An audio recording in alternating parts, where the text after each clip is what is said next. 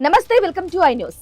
అంతర్గత సమస్యలతో ఏడాదిన్నర కాలంగా అట్టుడికిన బంగ్లాదేశ్ లో ఎట్టకేలకు సార్వత్రిక ఎన్నికలు ముగిశాయి. తదుపరి ప్రభుత్వం ఎవరు ఏర్పాటు చేయాలో నిర్ణయించే ఈ ఎన్నికలు ఏకపక్షంగా సాగినట్లు ఎగ్జిట్ పోల్స్ చెబుతున్నాయి. హిందూ వ్యతిరేక, భారత వ్యతిరేక ఆందోళనలు జరుగుతున్న తరుణంలో జరిగిన ఎన్నికల్లో ప్రజలు ఏ పార్టీకి అనుకూలంగా ఉన్నారనే విషయంలో స్పష్టత వచ్చినట్లే కనిపిస్తుంది. బంగ్లాదేశ్ ను సుదీర్ఘకాలం పాలించిన షేక్ హసీనా ప్రమేయం లేకుండానే జరిగిన ఎన్నికలు కావటంతో ప్రపంచమంతా ఈ ఎన్నికలపై ఆసక్తి కనబరిచింది. అయితే కొత్తగా ఏర్పడే ప్రభుత్వం భారత్ కు పెను సవాల్గా మారుతుందా, లేదంటే శాంతికి యత్నిస్తుందా అనేది ప్రస్తుతం చర్చనీయాంశంగా మారింది. అందుకే భారత ప్రధానమంత్రి నరేంద్ర మోదీ, ఆయన మంత్రివర్గ సహచరులు కూడా బంగ్లా పోలింగ్ సరళిని ఎప్పటికప్పుడు అంచనా వేశారు. ఫలితాలపై ఆసక్తిగా ఉన్నారు.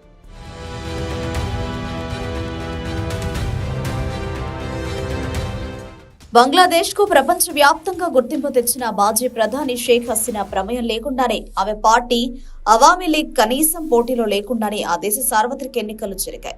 షేక్ హసీనా బంగ్లాదేశ్ ను 20 ఏళ్లు పాలించారు. బంగ్లాను సుదీర్ఘకాలం పాలించిన ప్రధానిగానే కాకుండా ప్రపంచంలోనే ఎక్కువ కాలం ప్రధానిగా పనిచేసిన మహిళగా హసీనా రికార్డు సృష్టించారు.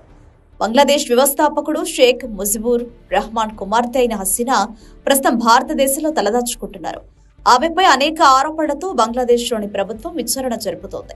ఆమె పార్టీ అవామీ లీగ్ ను ఎన్నికల్లో పాల్గొనకుండా సస్పెండ్ చేశారు. దీంతో ప్రధాన ప్రతిపక్షమైన బంగ్లాదేశ్ నేషనలిస్ట్ పార్టీ జమాతీ ఇస్లామిక్ నేషనల్ సిటిజన్ పార్టీ నేతృత్వంలోని 11 పార్టీల కూటమి మధ్య ప్రధాన పోటీ జరుగుతోంది. ఫిబ్రవరి 12వ తేదీ ఉదయం ప్రారంభమైన పోలింగ్ సాయంత్రానికి ముగిసింది. వెంటనే కౌంటింగ్ కూడా ప్రారంభమైంది. 13వ తేదీ ఉదయానికల్లా ఫలితాలు వెలువడే అవకాశం ఉంది. 2024 ఆగస్టులో ప్రధానమంత్రి షేక్ హసీనా పదవి నుంచి దిగిపోయిన తర్వాత బంగ్లాదేశ్ అంతర్గత కలహాలతో అట్టుడికింది.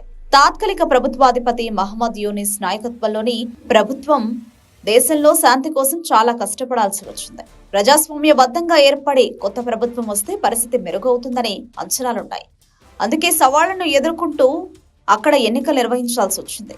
12.7 కోట్ల మంది ఓటర్లున్న బంగ్లాదేశ్ లో జరిగిన ఎన్నికల్లో హిందూ వ్యతిరేక భావజాలం, భారత వ్యతిరేక వైఖరి ఎక్కువగా ప్రభావం చూపినట్లు కనిపిస్తోంది. యువకులు ఎక్కువగా ఓటింగ్ లో పాల్గొన్నారు. ఈ పరిణామాలను గమనిస్తే బంగ్లాదేశ్ నేషనలిస్ట్ పార్టీకి పట్టం కట్టే అవకాశాలే ఎక్కువ కనిపిస్తున్నాయి.